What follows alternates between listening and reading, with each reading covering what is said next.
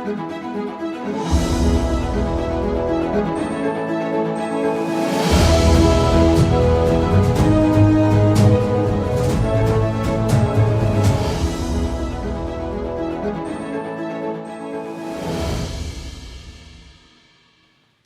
good evening. My name is Eugene Kwach and I will be your host for tonight. Welcome to The Insight, where we talk about matters current affairs.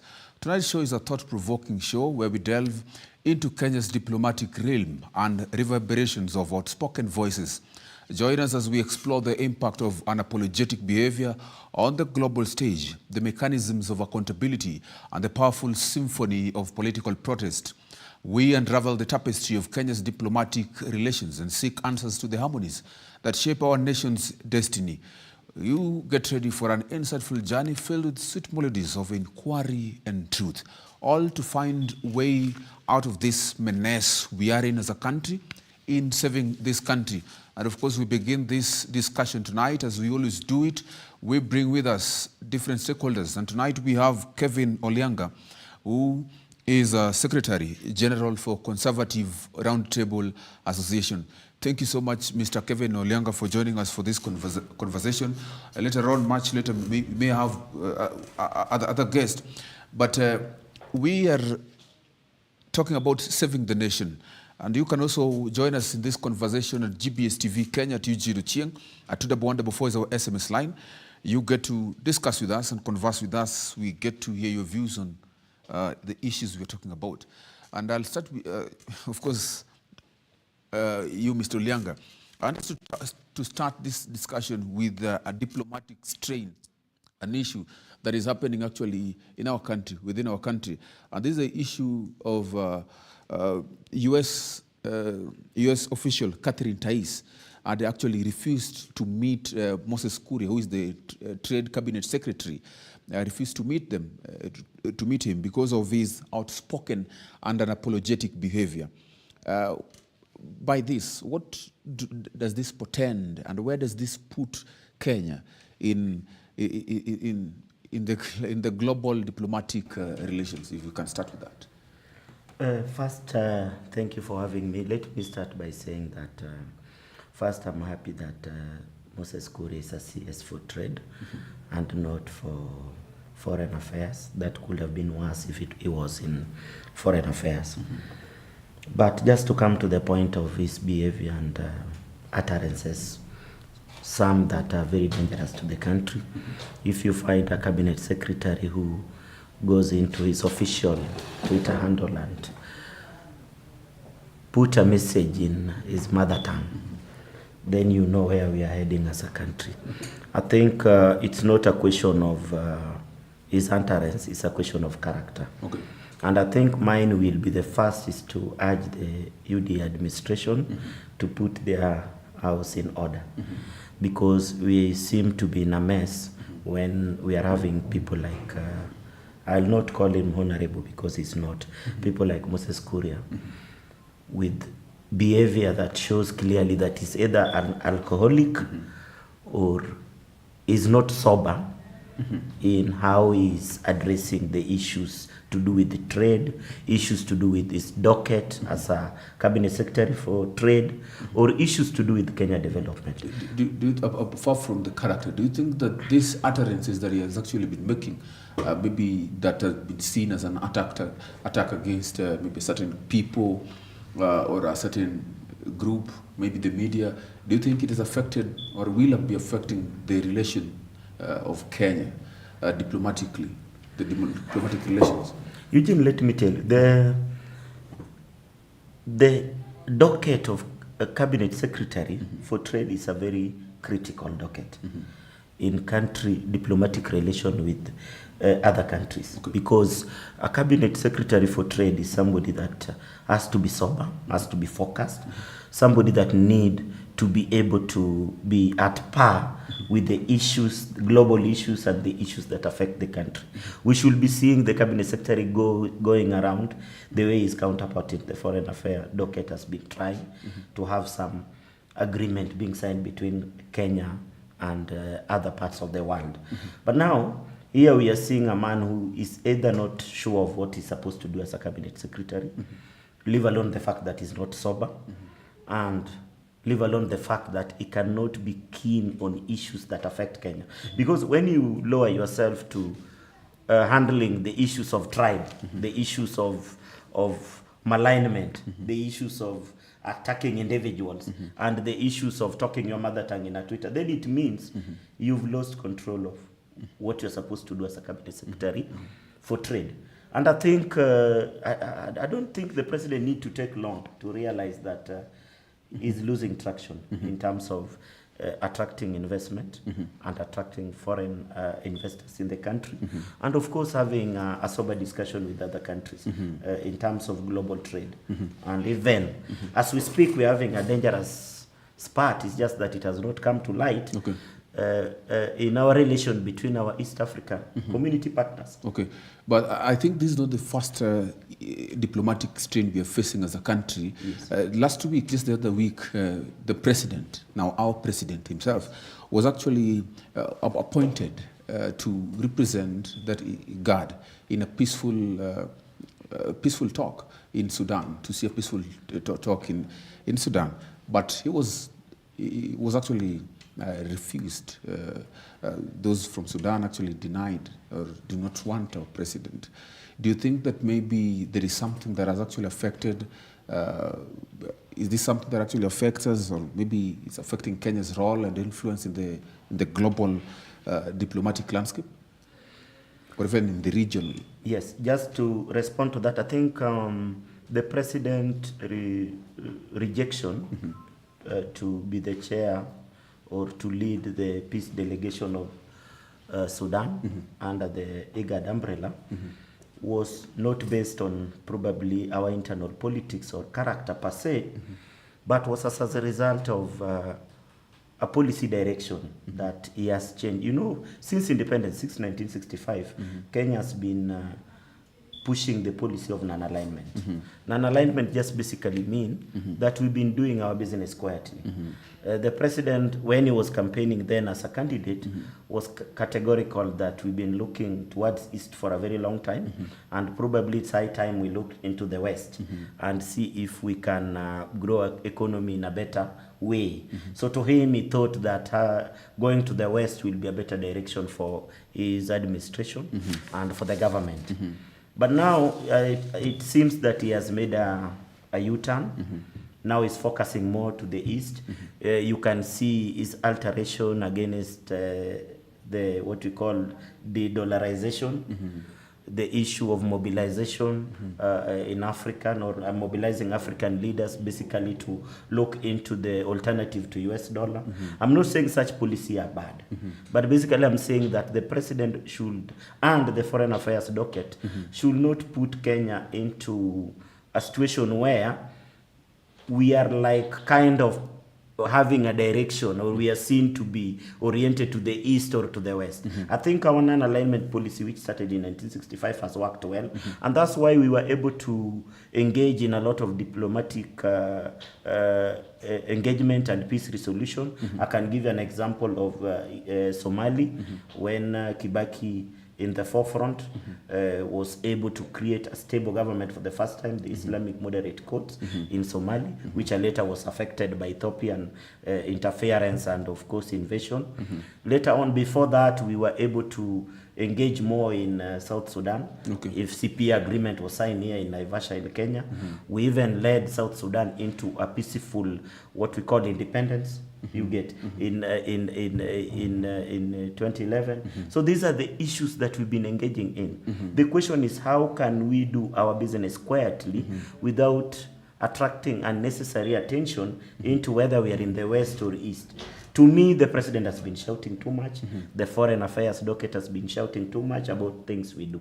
And I think as long as we say that Kenya as a country is ready to do business with any country or anybody who is willing to invest and do business with us. And it does not matter whether that person comes from the east or that government is from the east or from the west.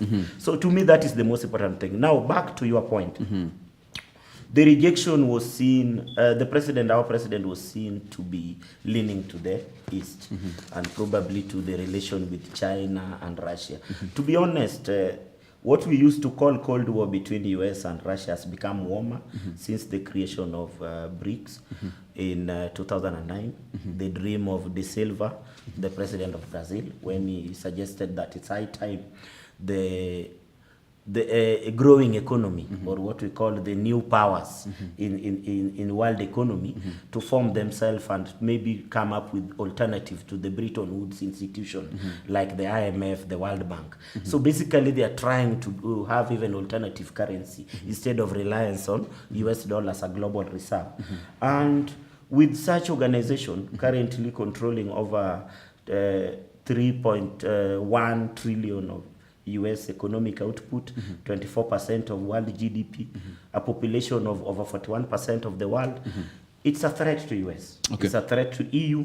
And there is now everywhere that there is a conflict, you find that there's either an alignment to the East or what we call the BRICS, and there's an alignment to the West. So you think that maybe Kenyans have walked away from this alignment Yes, policy yes. and have aligned themselves to a specific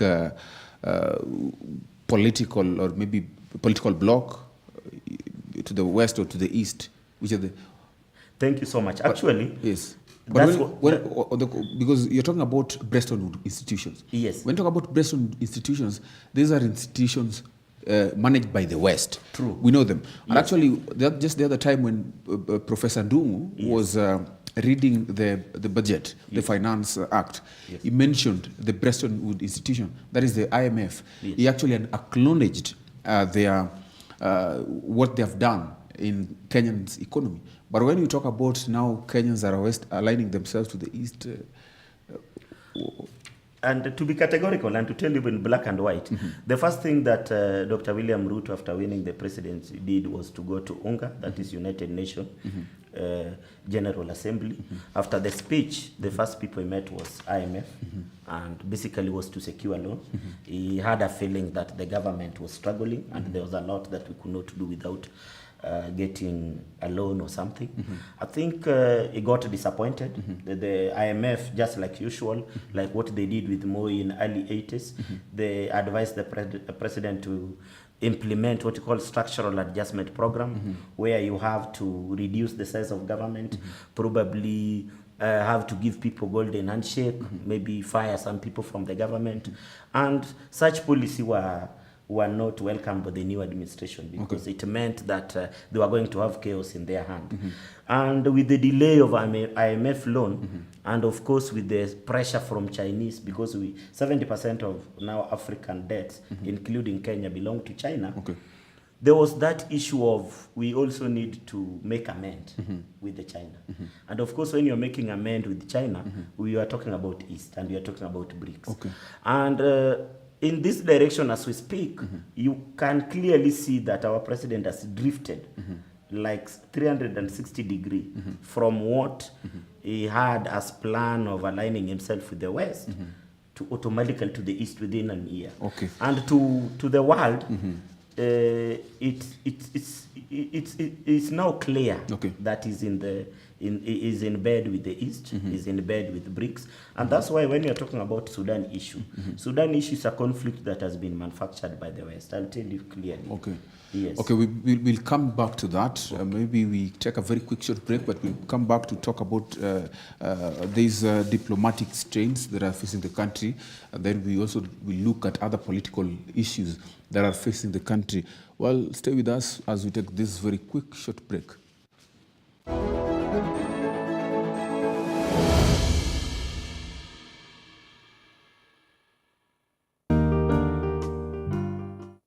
So unashanga 18 aje? 18 ni mtu hata nikiwa 18 I was in ndio natoka high school. First of all, to protect yourself against something, you need to know what it is. So you first start by educating yourself. When she goes to town, she doesn't wear a skirt. That's how she prevents herself from being mentally abused ama sexually abused, because tuendeni shule tukae chini tusikize walimu venye wanasema. Let's read. Tusome tukue watu wako na akili. Tabia za unyama tuache. When you're being attacked, people don't help you. People record. And I'm like, huyu mwenye alikuwa na record. Ulikuwa unafanya nini? Hizi tunaleta tabia za msitu. Guys, we need to grow. A full father, you are there harassing a lady. Look at it in a situation like this. Culture. Those guys, those who practice FGM, for them it's something bigger than what sasa sisi tunaona. For them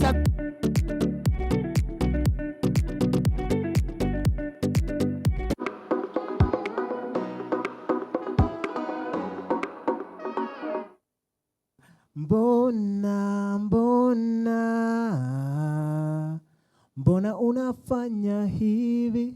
As usual, we have an amazing show for you today because the person today we have on this show is what we would call a multi-hyphenate. I love art.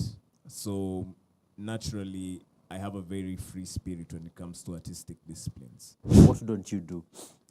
Math.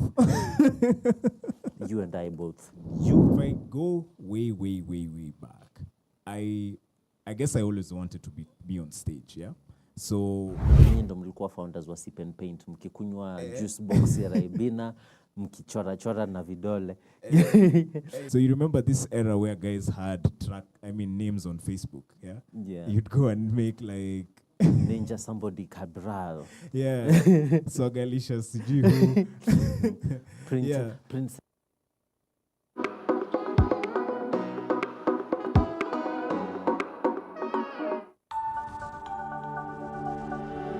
Everywhere GBS.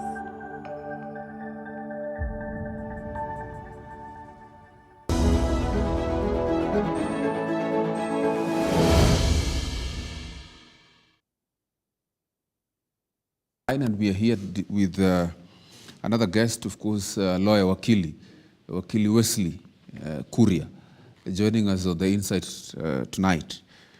Always late. But anyway, thank you so much for joining us again on the Insight, sir. We're talking about diplomatic strain, issues that are actually affecting us within the country. And we were discussing a specific issue on Moses Kuria's issue that we saw that is between Catherine Tais, who is a US official, denying Moses Kuria to get access to where he was, to where she was for the meeting. What do you make of this? Because actually it was seen as a strain to the diplomatic relations between Kenya and even the US. Now, he was sharing with me that this is actually, it is not leading Kenya to the right direction. But now the major question is, what mechanisms does the Kenya government have in place to hold public officials accountable for controversial statements? Because it is not just Moses Kuria. We have seen and experienced this with many other leaders in the past. So if this is a diplomatic strain, then what mechanisms does the government have or put in place that can see that they can censure such people who speak things that actually may affect Kenya and its image? Wonderful. Thank you so much, Eugene, for having me. First of all, allow me to say very good evening to the viewers of GBS TV, more specifically to the viewers coming from the county of Laikipia, where is the county I come from. Now, to answer your question first, the issue that happened between the minister and foreign aids, to me, occurs to me, because right now, Africa and Kenya specifically, is in a very opportune moment. It is almost like the third revolution that we are experiencing in Africa. And to see that happen, albeit that the minister should be held account, the minister should be careful because you ought to conduct yourself with due diligence. However, I am of the opinion that convincingly, the United States is acting out of pocket. And this is the reason why. International law states that sovereignty of every nation should be respected by all other nations. So whatever Moses Kuria is saying, that is an internal issue. That is not an issue that should concern them and consequently affect diplomatic relations between us or strain them at the very least because of local issues. Because nothing Moses Kuria said is tangible or can be touched. When Moses Kuria talks about or speaks against the media, for example, the press, terms the press a prostitute, we understand that the freedom of the press is actually enshrined Article 33 of the Constitution, yes. Yes, in Article 33 of the Constitution, but not just in the Constitution, in Kenyan's Constitution, but this is something that is also in the international law.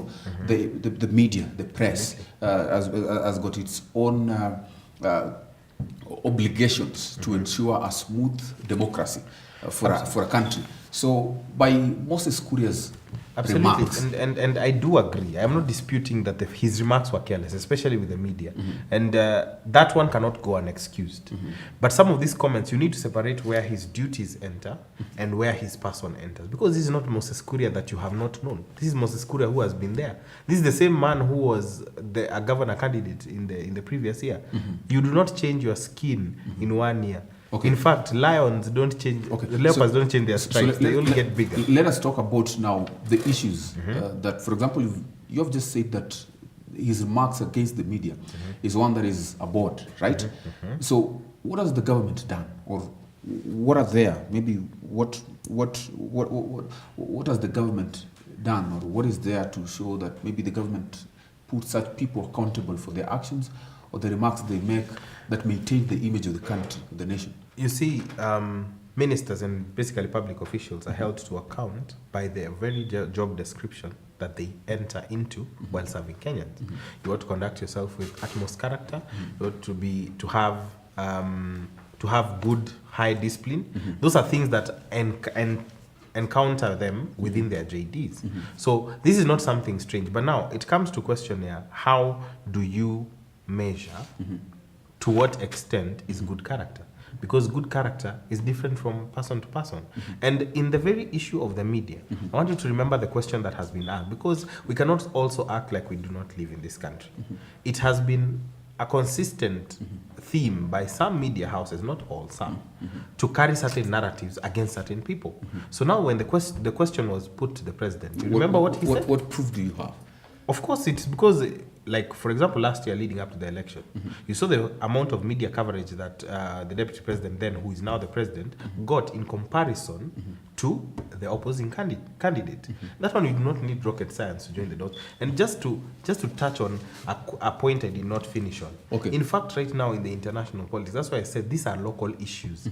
The foreign aids from America do not have the local standard to question us on that. And this is because we are constantly seeing an undermining of the sovereignty of African states. It happened with South Africa, where they were going to a peace conference in Poland. It has been seen in Kenya right now. We know the president is very vocal on the de-dollarization concept. So right now, I will not be surprised, because the same aide that is saying that he doesn't want to meet Moses Kuria was in a 3-hour State House meeting with the president. Isn't that duplicitous, considering you're refusing to see the person who takes orders from the powers that be? What was she hoping to achieve apart from a big PR stunt? Okay. Yes, see. I thank you, Brother Wesley, for your coverage into the issue of Moses Kuria. But I think you've taken us a bit aback in terms of maybe what we had handled. Maybe discussing one individual for a long time might look like there is really tentative thing that we are discussing that can make this man become different. The truth is that Moses Kuria behavior locally is wanting. This is a man whose character and demeanor does not qualify him to a docket of Cabinet Secretary Trade, which is a critical docket for Kenya growth. I think President should have fired him a long time ago, but it's a question of whether he want to wait longer. Probably we don't know what will happen in future, but the man character is wanting. And whether we discuss it for I don't know how long, it won't really change a thing. And just to move quickly. To say something, just to respond to what my brother Wesley has said, the issue of US interference in Kenya, probably sovereignty, should not come from, actually UDA should not complain at all. But these are the people who just stamp and said that we are going to the West. And clearly everything they were saying they no longer need the East. The fact that they have made a U-turn and now they are into the East does not make US bad. It's basically, it's their issue to handle. And to me, that does not qualify that Moses Kuria should continue doing things he's doing simply because US are saying this is somebody we cannot share a room with. Okay. Yes. Okay. And Wakili, I just wanted to maybe wrap up this issue. And as you tell us, where do you think maybe Kenya ranks in prominence, generally in international diplomacy? Because there's been a question of Kenya's Kenya losing its influence in the international or regional diplomacy. Bearing the other week, we saw President Ruto being appointed to lead a quartet that was to lead a conversation or a discussion, a talk in Sudan, a quartet for IGAD, but Sudan rejected the president. Kenya's been involved in so many diplomatic relations as early as 1963. Jomo Kenyatta handling many diplomatic issues, not only those that are affecting the regional bloc, the East African community, but even Africa and beyond. So where do you think Kenya is in terms of the diplomatic relations with other nations? And plus what you guys are saying, that Kenya's been shifting from east, west. I think Eugene, it's also to be it's also good to be very aware and cognizant of the geopolitics of our continent. One, we have to understand that every local geopolitical zone has its big boy. You go to the west, the big boy is Nigeria. Ghana is somewhere there, but Nigeria are the de facto big boys. You come into to the southern side of Africa, South Africa is the big boy there. Now, Kenya has always been the big boy within Eastern Africa. And now Kenya is leveraging itself to be the big boy within the Eastern and Central Africa. And you see what you're mentioning about the Sudanese conflict. This is one out of probably 6 conflicts we are in.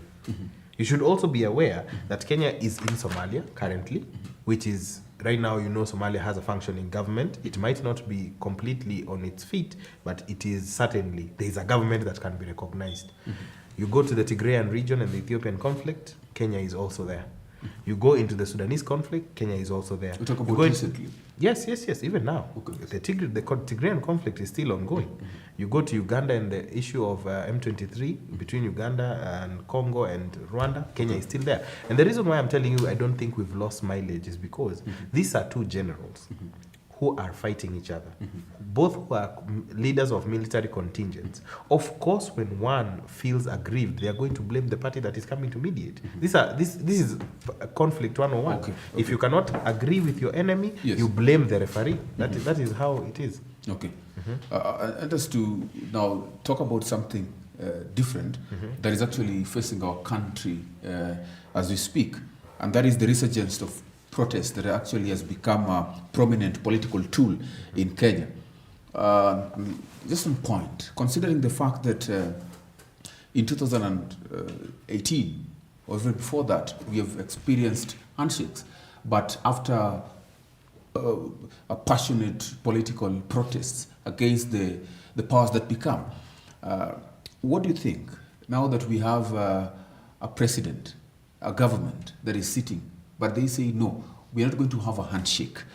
Now, at this time that we have resurgence, re-energized protest, and of course the high cost of living, what happens? Eugene, allow me to make this point because it is very critical. Okay. Especially to the people who are watching now and generally the citizens of Kenya.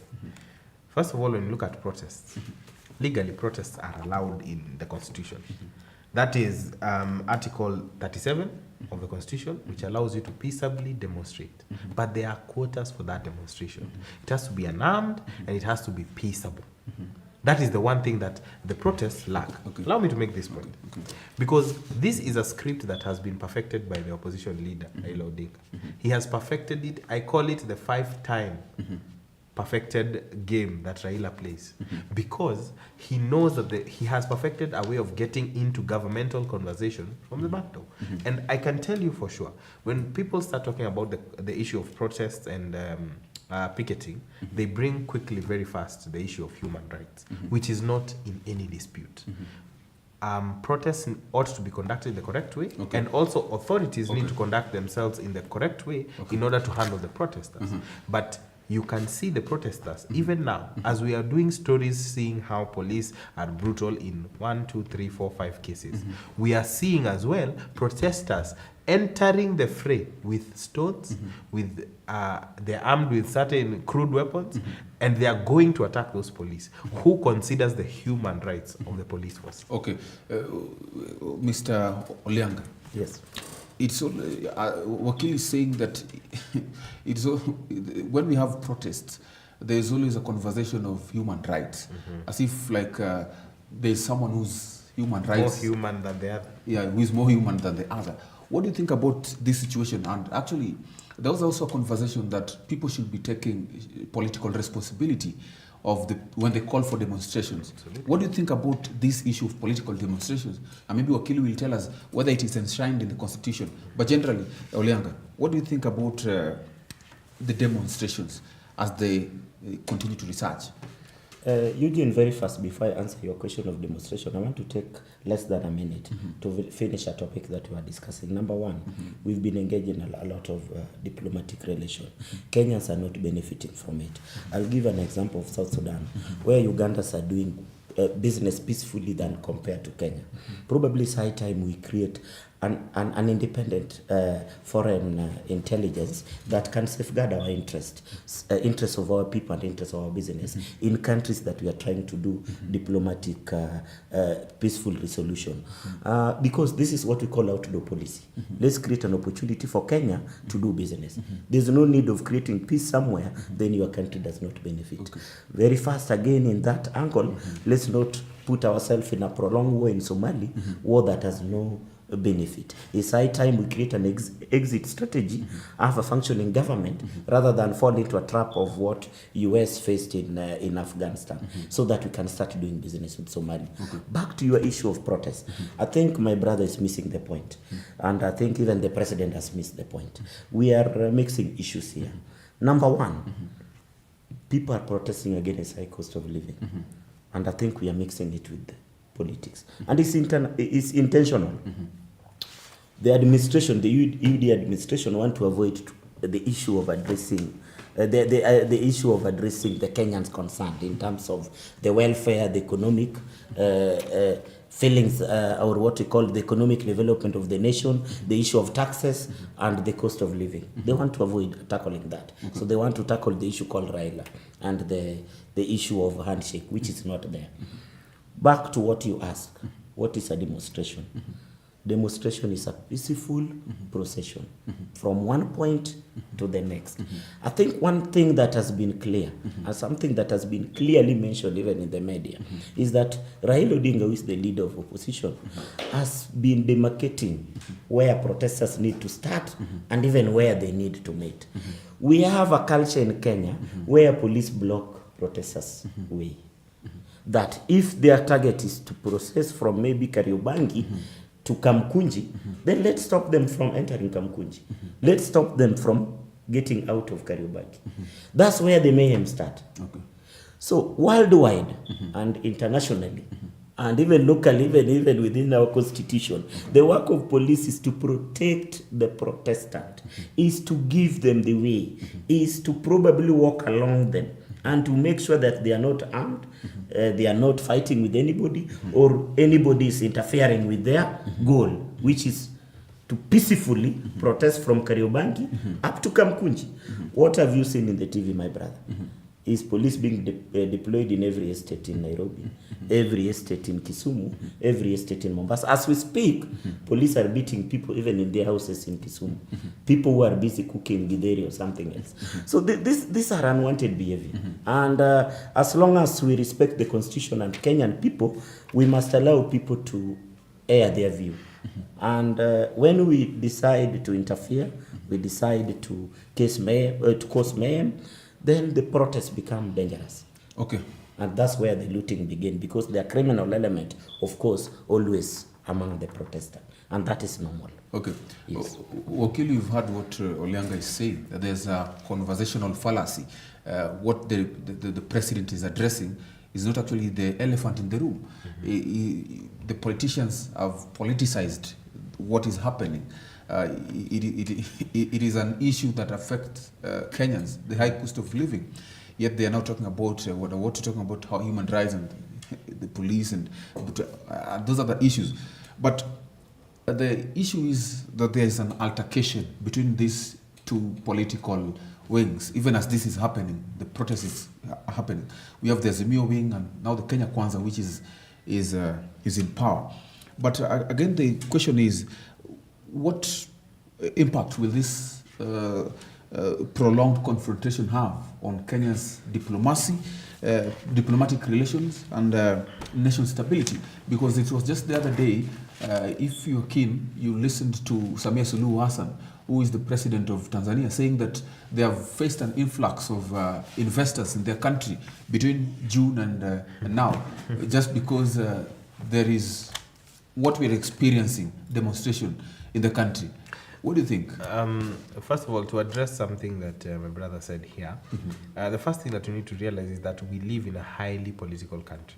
So it is very hard to separate objective issues from politics, because some of these objective issues, as you can see, are brought about by the opposition leader, Raila Odinga. So sometimes the touch of politics and the touch of reality is tied within the same person. And that is why I said this. I said that, unfortunately, it is sad that you have to keep referencing Raila, but it is him who has been the main character in the main stage since the 80s, because he has done this 5 times. And to answer your question, the reason why this one is such a hard nut to crack now, because yes, there are legitimate concerns like the cost of living.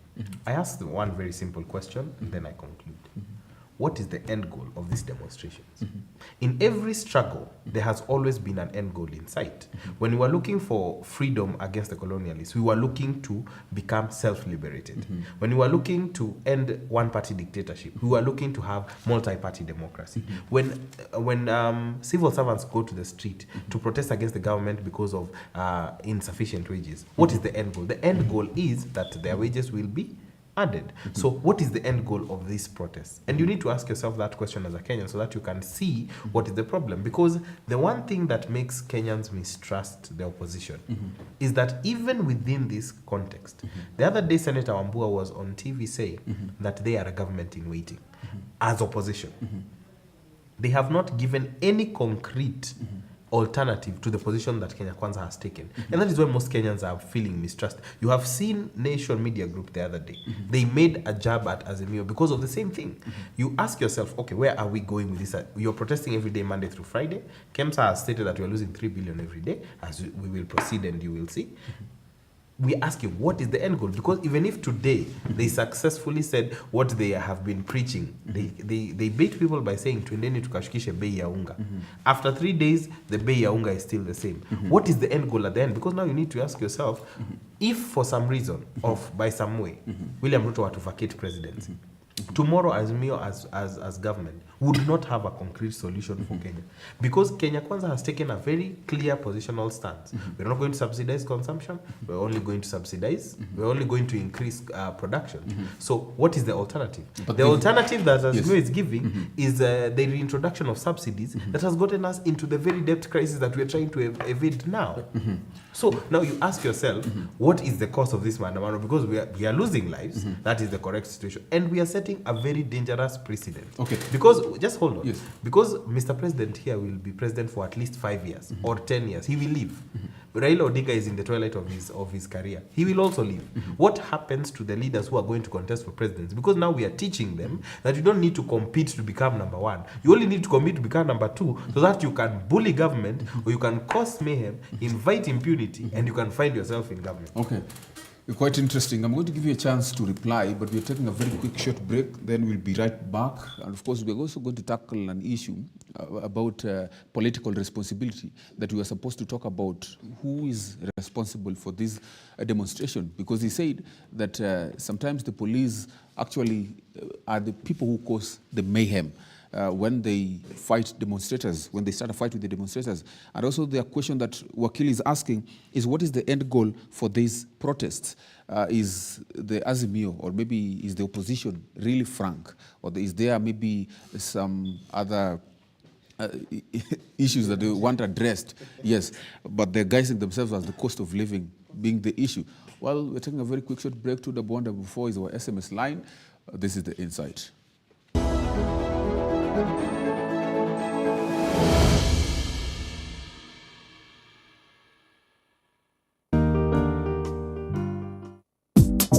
Our topic today is Silver Academy. What is Silver Academy? Assisting in the work of this, helping the elderly people in the society, how to take care of them, and also to make them happy. So the reason why we put this silver, so we want to make them to be happy. We want to make them to realize that they are not alone. We are there for them, and that's why we make this Silver Academy. We have different classes: English, Kiswahili, and singing choir, mindset, learning how to use smartphone.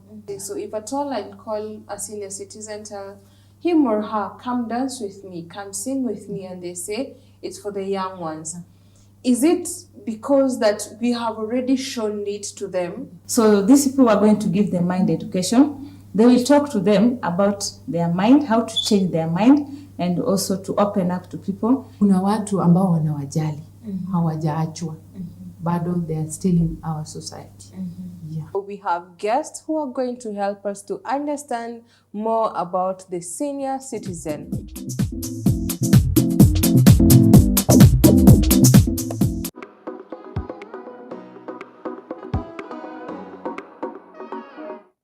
The girl is not glowing as much as she should. The guy is not putting any efforts, and he is also not glowing as he should. Like they're just there, wako tu hapo stagnant. Amoni nikaa pesa sasa zingine na kujanga nasafisha watu kidogo. Mwanaume ni effort. Sasa mimi naweza iangalia hivi, let's say you are dating and you are both stable, then you lose your job. Let us look at someone who respects us. Let's look at someone who is willing to see us grow. Let us have someone who is willing to see us have financial independence. You are after money na imekuwa like in relationships, that's where imekuwa kama biashara sasa. I'm in this relationship because I get money from it. So I think ni wasichana to grow up, tutafute pesa zetu. Yeah, so as long as you're happy, you stay there. Mrembo anaka kitu, mimi siwezi suka. Kwa nini? Atakuja kunipararisha kila kitu. Girl is neutral, anaelewa both sides venye kuko. Pia mimi namuelewa venye yeye yuko. I believe that finances do matter in a relationship. So obviously I can't date a broke guy.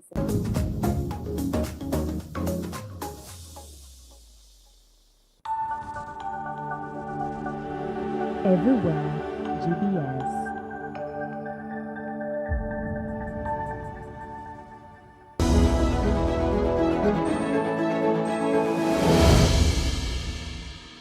Thank you for staying with this live broadcast. Of course, you're watching The Insight, and we're continuing the conversation on the resurgence of protest.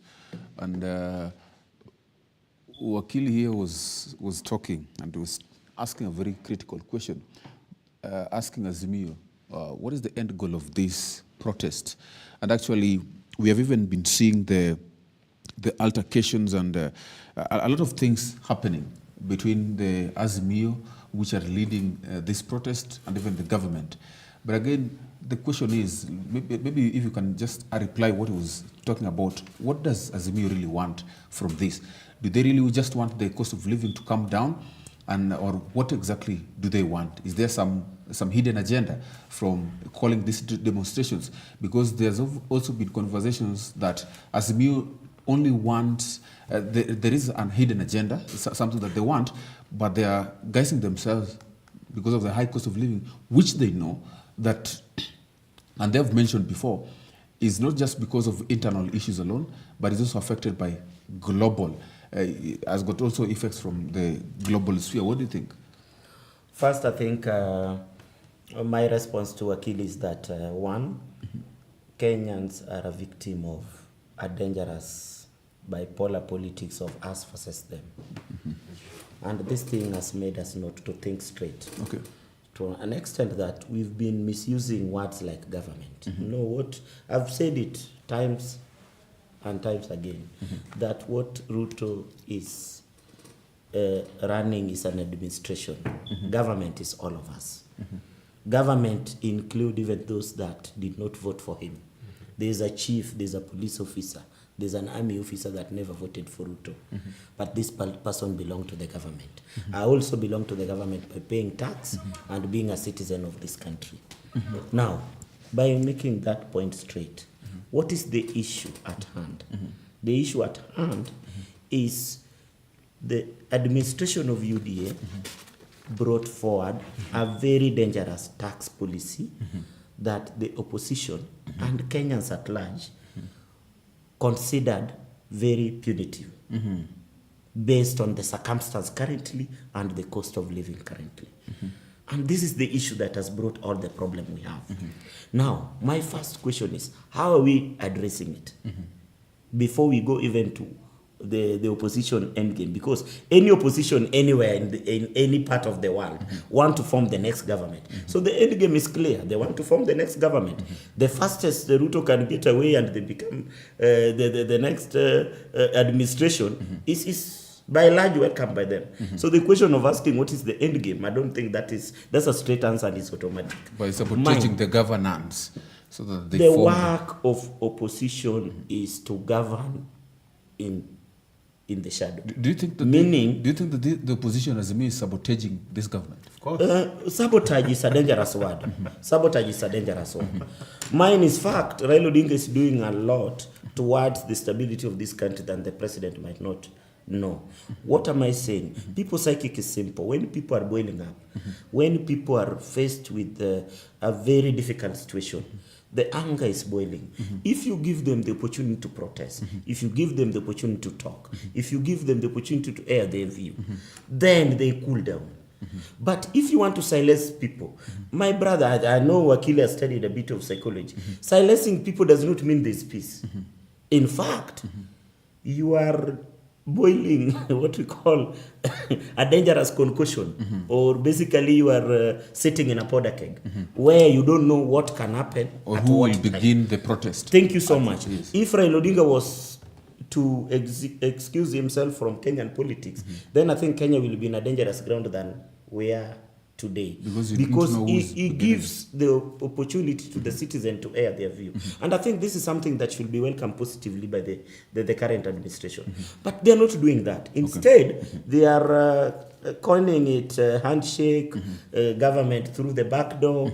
I don't know, those are nasty things. For me, is that regardless of the end game of the opposition, the presidency or UDA as an administration has failed in its mandate in addressing the issues that Kenyans are raising. When you hear, allow me just a minute, when you hear a president saying that hata mukivaa sufuria for 15 years, the cost of living will not come down, then you are basically declaring that you as a president, you don't have a plan or ambition to make things better for your country. So I'm just asking you that because there's been altercation from both sides, which seem unyielding. Who will give in first, and at what cost? Thank you. To me, what Kenyans need to know, which probably they don't know, you know, there are things that you'll never maybe watch in a TV or get in a radio station, is that the big families are at war. I believe that probably the current administration is stepping on the toes of former president and maybe former prime minister in terms of their business environment. And these are realities. The question is, when you become a president, you are not the all-knowing, or you are not the what do you call it, the Lord. Basically, it gives you an opportunity to have a fruitful discussion with everyone, with the opposition, with the former president, and everybody else, so that you can have a dialogue. It gives you a higher pedestal. You are the president. You welcome them, and you discuss with them, and ask them, how can we amicably solve our issues? Because now they are spat between him now and the former president and former prime minister. Probably it could be business, how they are relating in the Kenya as a market. But now it's affecting the nation in terms of stability. So the truth of the matter is that let them solve their issues through dialogue, through discussion, and the rhetoric that is going around by the UD administration of us versus them, the issues of saying that we are dealing with criminals, the issues that saying that after Tokevaso free for 15 years, cost of living will not come down, the issues of silencing people not to air their view or to protest. My brother, we are destroying the nation. Okay, Wakili, I want us to have this conversation about this protest. Yes, we talk about political responsibility. It's a conversation. People are saying that those who call for demonstration should actually pay for damages caused by the demonstrators. Is this enshrined in the Constitution? And maybe also you can tell us that how can generally we strike a balance between the right to protest and the responsibility to prevent distraction? Because you heard him say that the system that we have actually makes it quite difficult for Kenyan protesters to protest from point A to point B, because police will automatically know that these people will be coming, will be following these routes, and therefore will come and disperse them. As they disperse them, then they will have no specific routes. So everyone will be demonstrating everywhere. And then you cannot now control them because it's difficult. So people do whatever they do. So how is it going to be possible? Maybe you can tell us about, you told us about the legal framework of political responsibility. Now, the framework of protests is as simple as Article 37 puts it. Everyone has a right to demonstrate, everyone has a right to picket, but there are certain caveats to that. Now, the caveat is simply unarmed and peaceably, right? What the funny thing about Kenya is that Kenya has very pristine laws in writing and in technicality, but in practicality we fail a lot. Because as my brother here is putting it, it is true. Sometimes the presence of the police does aggravate the situation. But let us also not act like we don't live in Kenya. We know, and you can see. In fact, the media is the one that gives coverage to some of the people who are in, say, for example, Bunge la Mwananchi. And you can hear them clearly saying, if your shop is open, we won't steal, but we'll assume you are there to give us free things to facilitate the protest. That, quote unquote, is actually taking without consent, which is, again, theft. Now, that is the exact reason when I, as a business person, hear that, I will not risk opening my business. And that's why I'm telling you, where can we strike the balance between protesting and the protecting of protesters? In fact, right now, it is a timely conversation because the MP from Mbeere North, G.K. Roko, has set out a proposal that will start to govern the law of protesting. But again, that law has been met with a bit of opposition because they are saying, now you want to control how we demonstrate. Of course, we have to control how people demonstrate. Because again, what you have been referring to here is not a Kenyan situation. It's a utopian situation. And I'll give you a situation between South Africa and Kenya. When the EFF in South Africa were demonstrating against the power outages and the living situation in South Africa, they called it the national shutdown. You saw how their protests were. Everybody was dressed a particular way so that police could identify this one is part of the protest. They were walking in a single file, a mass of people, but in a single file. And the police were on the sides. And there was no violence. People would dance, even sometimes menacingly at the police. But the police did not act upon provocation. Now here you see, in the morning, people are telling the police, come with tear gas. Throw tear gas at us. Do not leave the house without tear gas, because if you leave the house without tear gas, you are misusing our taxes. These are the same people who now, once they get hurt by that police, and I'm about to quote for you a section of the Police Act. Once they get hurt from provoking the police, you will hear the human rights activists say that the police are acting in human rights. And again, it ties back to the geopolitics that I was talking about. We just saw recently the UN write a letter that they are concerned about the protests in Kenya, without consideration of the police, who we have seen get clobbered, get thrown at stones. And let me quote for you what the Police Act says. Police Act in the 6th schedule defines when police are supposed to use force. In fact, in section 1 and 2, they stipulate that police should use non-violent means first. And should their violence be occasioned, it should be proportionate to the threat to them. And in the use of firearm proceedingly, they state in which situations that firearms should be used. In A, B, and C, they state when you're saving the life of people or a fellow policeman. Have we seen that situation even from the media's own coverage? Yes, we have seen that situation where police have sent other contingents to go save police who have been stranded in a demonstration area. They are being clobbered and they have to stay in a corner. B says that in self-defense. That is self-explanatory. And C says in protection of life and property. That is why when the Interior Minister, C.S. Kithure Kindiki, says we will do anything to protect people's property, it is within the enshrinement of the law. Okay, I get your point, but I have just one simple question for you. Maybe before I give you a chance to talk and maybe wrap up. There's also this issue of urgency. You see, I've kind of witnessed a lot of demonstrations.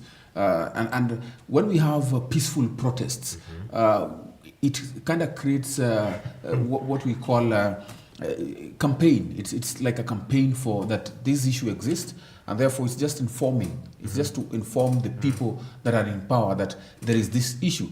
But when now we have the violent and the destruction of property, it kind of gives the vibe that, look, this is quite kind of urgent.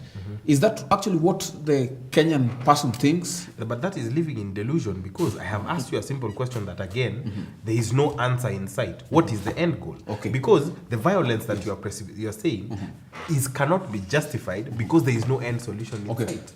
And the peaceful protest all world over do have effect. In Paris, these people went and blocked a road that was a major road into the Paris city, and they built a wall inside the road. So consequently, the economy was stalled, and the president had to act.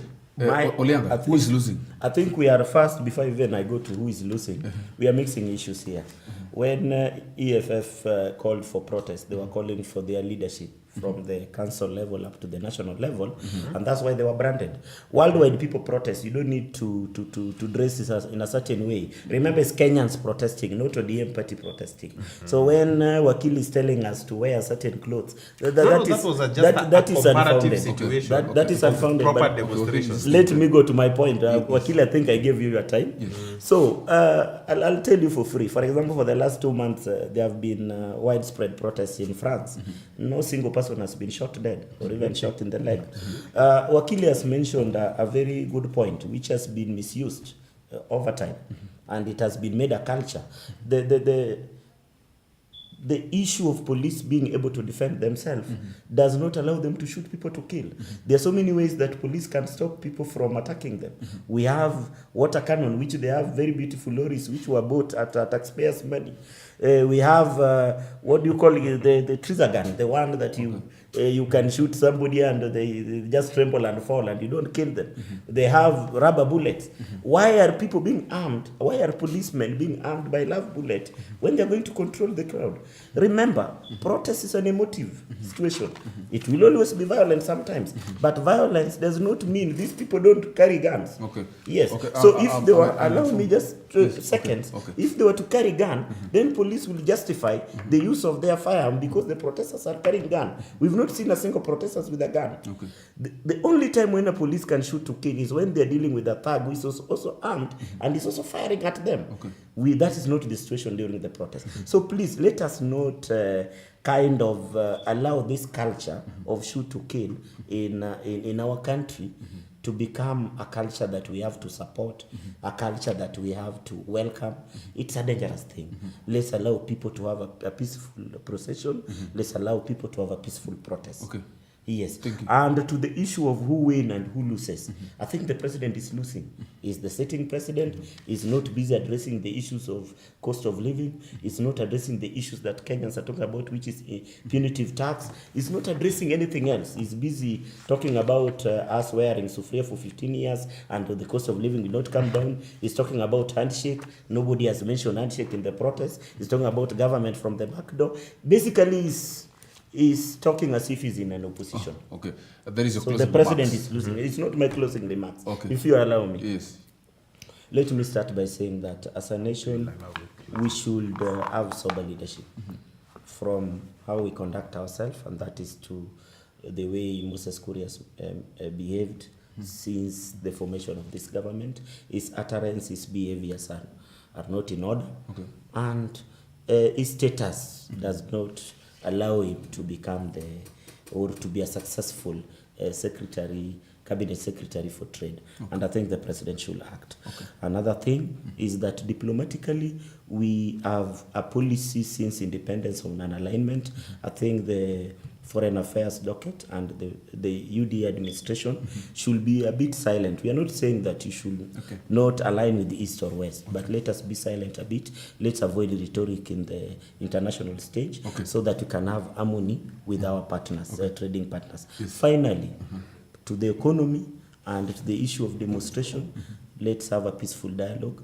The president is a president to unite the country, not to divide them in the line of us versus them. Is a president to talk with everyone, including opposition leader and the former president, not to attack them, and to an extent of even even removing bodyguards from somebody's mother's house. I rest my case. Okay, I'll conclude mine very simply. Yes. They keep saying Zakayo Shuka. They keep saying that we want the president to leave. There is only one way to impeach the president, and I'll quote it for you.